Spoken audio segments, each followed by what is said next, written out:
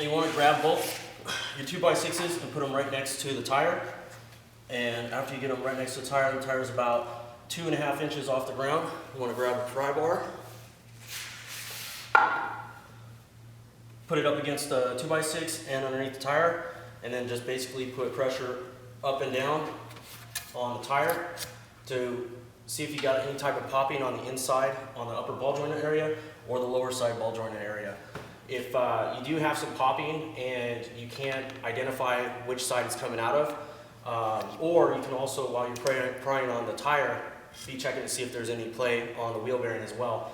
If you can't identify it by yourself, then you might want to get a friend to come in and assist you.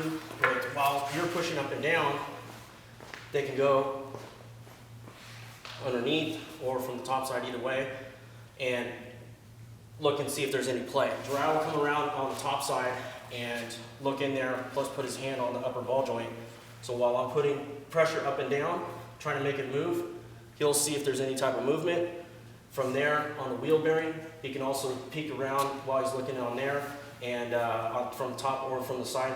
And while I'm going back and forth, he'll be able to see the actual wheel bearing popping back and forth in the spindle or the CV shaft or whatnot. It'll be moving around, and that'll be the sign of play. So the other thing too is if you don't have a pry bar, you can really use anything that you've got laying around that's going to be able to put leverage on the truck. You can also use just a simple 2x4. Make sure it's something that's not some old wood, dried out that's going to snap on you, obviously. But you can just take a 2x4 and do the same thing. Again, lower control arm, raises up the truck, and you let all the pressure off of the ball joints. If you jack up from the frame and let the suspension hang, you're going to actually give you a false feeling that the ball joints are fine with no play, because you're going to actually lock out the ball joint, upper and lower, let alone the wheel bearing assembly. You'll lock all that system out at full dropout, and it'll give you a false interpretation that there's no slop in there. So you definitely want to keep it from off the ground by the lower control arm, so everything's at free play. And if there's any signs of movement, you'll be able to see it right away and feel it. So that concludes upper ball joint, lower ball joint, and wheel bearing assembly. Next, we'll go over to the tie rods and steering and see how that all looks. Okay, on this section, we're going to check out the outer tie rod assembly, the inner tie rod, and also you have what's called a idler arm on the passenger side. You also have an idler pivot assembly that comes off the frame on the passenger side. So we're going to check all those pivot points to see if there's any type of slop in the steering. Again, the floor jack's underneath the lower control arm. Tire is off the ground by a couple inches, so we can just make sure that everything's at the proper stance. The suspension's not hung out.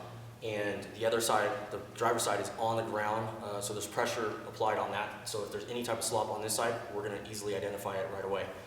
You're going to grab the tire by the 9 o'clock and 3 o'clock position, and you basically just want to move it back and forth and see if you've got any type of play. Again, if there's excessive play, there's going to be a pop or some type of movement that you're going to feel. Otherwise, you can get your friend involved. You can go underneath while you're going back and forth and see if there's any type of movement that he can identify. So Dry's going to go underneath and check it out while I'm going back and forth. Okay, I do see movement on the idler arm, but the tie rods look okay. Okay, so just by feel, had no pop.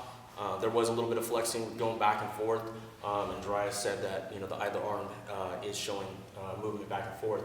In another video, we're going to be explaining Cognito's steering braces. That's going to take care of that slop that's on the center link assembly. So you'll want to check out that video, and you can go further into understanding how to cure that slop on the inside. But otherwise, everything's looking good.